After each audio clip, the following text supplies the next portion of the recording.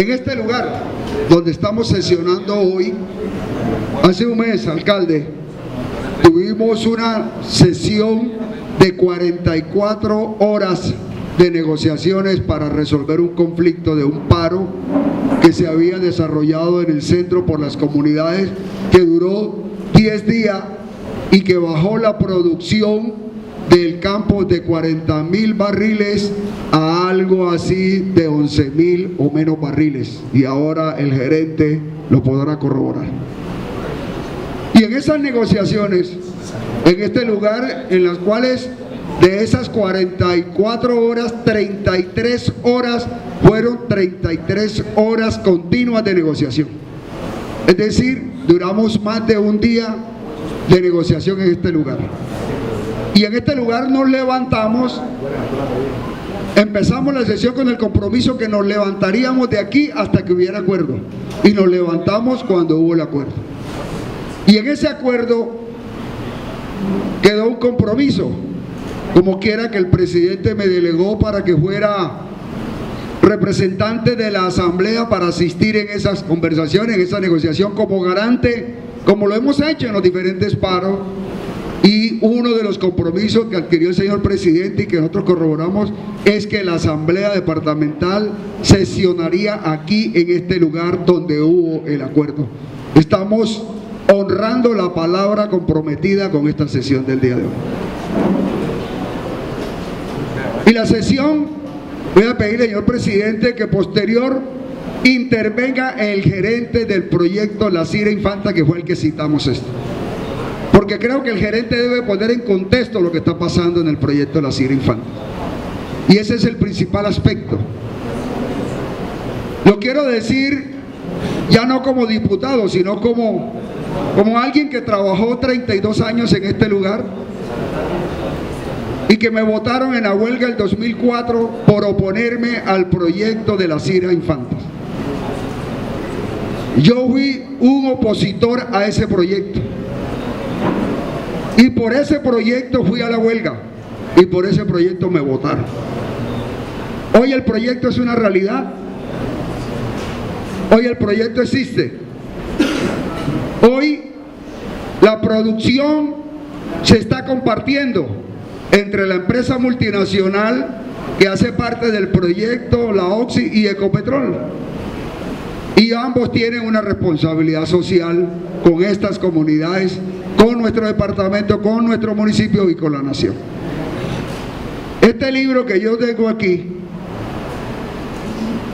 es el libro que elaboró la Unión Sindical Obrera cuando yo era dirigente, con los demás dirigentes, y ya hay dirigentes todavía viejitos en abuso hoy que hacen parte de esa generación que hoy lidera a nuestro presidente César Loza, entre otros Freddy Pulesio. Pero en esto que está aquí, que le estoy mostrando, ingeniero Norberto, le voy a hacer llegar una copia para que la haga llegar al presidente de Ecopetrol. La USO adelantó un estudio con ingenieros afiliados a la USO del Instituto Colombiano de Petróleo, en la cual uno de ellos está aquí, el ingeniero Luis José Abaunza. Por favor, se para, ingeniero, y pido un aplauso para él. Con la dirección de él y la Unión Sindical Obrera, le presentamos al Gobierno Nacional y a Ecopetrol el estudio de que ese proyecto que hoy está haciendo La Cira Infanta lo podía hacer Ecopetrol de manera directa, sin la necesidad de un socio. Y demostramos las cifras. Y les voy a señalar solo algunas. Hasta ahora el 19%, que equivale a 547 millones de barriles de petróleo. El pozo petrolero, la Cira 2, porque la Cira 1 salió seco y la Cira 2 salió positivo, fue el primer pozo que todavía sigue produciendo 1 o 2 barriles. Produce más agua que petróleo, pero ahí está como un símbolo. Y que debería tener un símbolo allá al museo para mostrar un poco la historia y promover un poco inclusive la actividad del turismo, conociendo la industria del petróleo. Bueno, este campo va a cumplir 100 años el año entrante. Y me preocupa porque esa situación se parecía a lo que hoy uno está observando cuando va y mira las vías y cuando va y mira todas las vías de acceso a los pozos, en la que el monte se está apoderando de las vías y los huecos llenando el espacio cada vez que llueve el agua.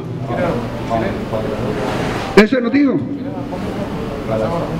En el 2002 le presentamos al gobierno del señor Pastrana ese proyecto, al presidente de Ecopetrol ese proyecto, que podíamos hacerlo y que este campo tenía petróleo, que todavía el factor de recobro no había llegado a su agotamiento, que conocíamos el yacimiento, que sabíamos que si ese yacimiento se intensificaba la actividad para que hubiese inyección de agua, y ahí salió la iniciativa de separar el anillo que circula el agua en cada uno de los pozos del agua que le llegaba a las comunidades.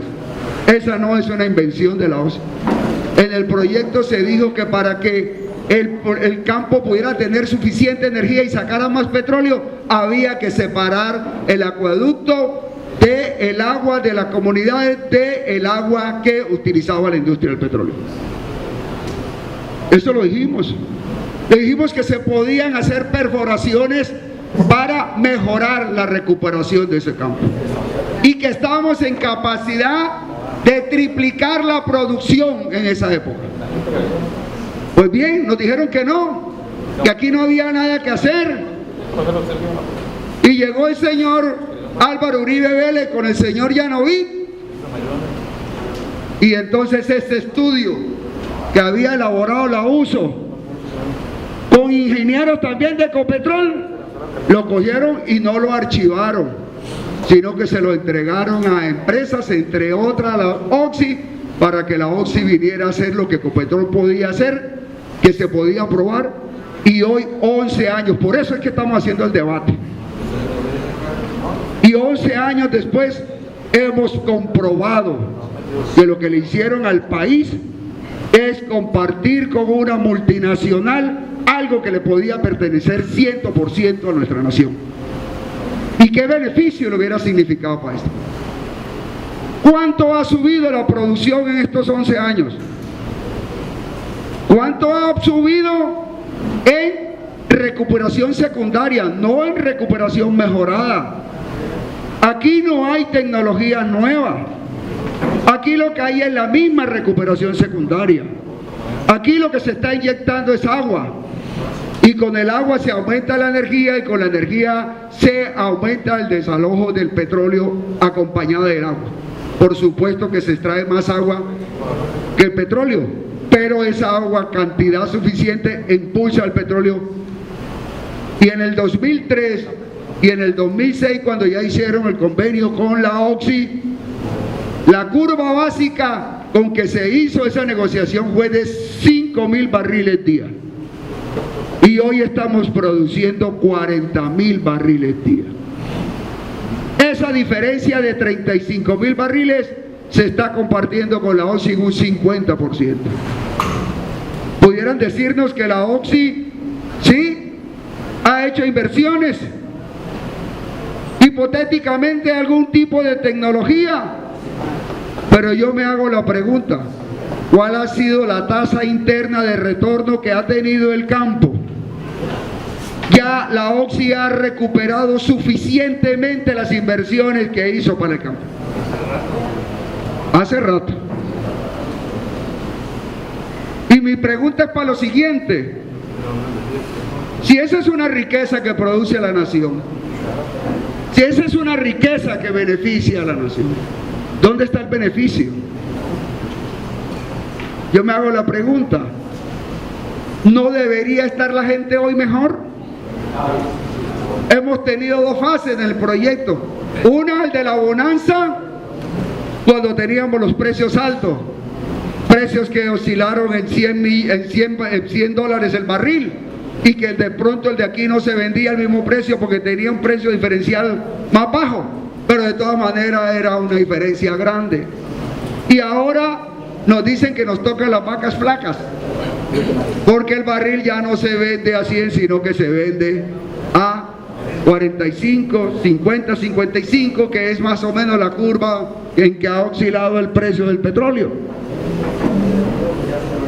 Y nos dicen que van a activar la recuperación en las zonas A y B, porque la C fue donde se hizo toda la explotación, o sea, las de más abajo. Las otras que son más someras, que están más arriba, se le puede hacer esa actividad. Y yo me pregunto, 100 años, ¿y es justo que estas comunidades no tengan gas domiciliario en sus casas? No es justo eso. Yo me hago otra pregunta. ¿Es justo que la gente no tenga agua potable en sus casas? ¿Es justo que la gente no tenga vía suficiente? ¿Es justo de que tenga esta relación en la cabeza? Santander tiene 87 municipios y este municipio tiene entre 24 y se dice 25.000 habitantes. ¿Ustedes saben cuánto representa esa población en Santander? En el departamento de Santander, el corregimiento del centro está en el puesto 12 de poblaciones de los 87 municipios. Es decir, la mayoría de los municipios de Santander tienen menos población que la que tiene este corregimiento. Este corregimiento tiene más municipios que más de 77 municipios del departamento. Hay un desplazamiento migratorio inmenso que ha presionado la situación que hoy estamos viviendo en el centro. La población se ha multiplicado. Tenía 8.800 habitantes en el 2011, hoy tenemos 24.000. Tenemos 24.000 y las comunidades presionan por necesidad. Y entonces creemos que este debate llegó una hora de definir cosas para la suerte de la gente. ¿Sí? Hoy es una realidad.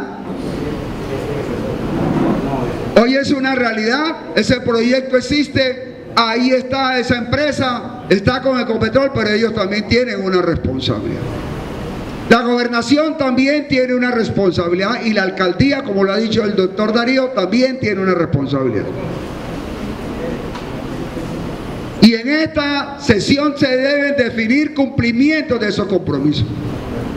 Y ese paro que se hizo en el mes de mayo, John, ¿fue en mayo que se hizo?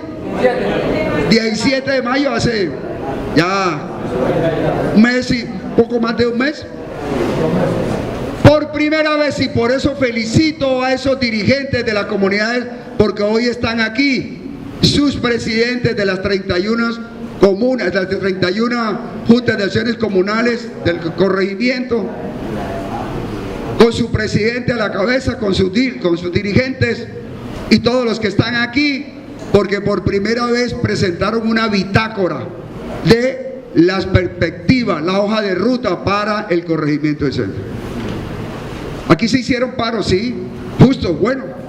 Una cosa era para pedir trabajo, otra era para pedir el mejoramiento de los salarios justos, pero por primera vez se presenta un plan que ahora seguramente John lo va a presentar después que hable el gerente, de cómo vemos las perspectivas. Porque al llegar los 100 años, esta vida tiene que cambiar a la gente. Y debe haber la vía principal pavimentada. La gente debe tener el gas. Nosotros citamos aquí a Proviservicio, que es la empresa que tiene el compromiso de proveerle el gas. Y lo citamos y no vinieron a la sesión. Y tienen que responder los señores de Proviservicio, porque ellos son una empresa que prestan un servicio y si son una empresa deben garantizarle el gas a la gente, porque Ecopetrol, además ellos tienen la provisión del gas para garantizarle a la gente el gas. Con el acueducto la comunidad tiene que ponerse de acuerdo de cómo eso funciona con una empresa que le llegue el agua a toda la gente y que el agua privilegie las necesidades de la gente. que la alcaldía, como lo ha dicho el doctor Darío, en ese compromiso de presentar el proyecto para pavimentar la vía, se vuelva un compromiso. Que la Secretaría de Infraestructura, como se comprometió y lo dijo el doctor Manuel en esa negociación, que vendría aquí el banco de maquinaria, para que ese banco de maquinaria empiece a mejorar las vías. Pero que Ecopetrol y la OXI no se olviden que ellos también tienen una responsabilidad. Que eso no se puede descargar exclusivamente en la alcaldía, porque al final el usufructo de la riqueza de ellos lo están obteniendo ellos. Y digo ellos porque el alcalde lo dijo. Las regalías, con el cambio que le hizo el señor de la mermelada, el hoy presidente de Ecopetrol, y el presidente Juan Manuel Santos, al destino de las regalías, a Barranca Bermeja y a Santander se le cayeron las regalías, de tal manera que ahora, para poder capturar algo de regalía, hay que presentar un proyecto que compite con los demás municipios y departamentos por sus proyectos, y la participación nuestra es menor. Es más, en términos relativos estamos recibiendo hoy menos regalías ahora que producimos más que cuando producíamos menos. Porque cuando producíamos menos recibíamos el 20%, doctor Carlos Alberto, directo, y hoy no estamos recibiendo ni el 8%.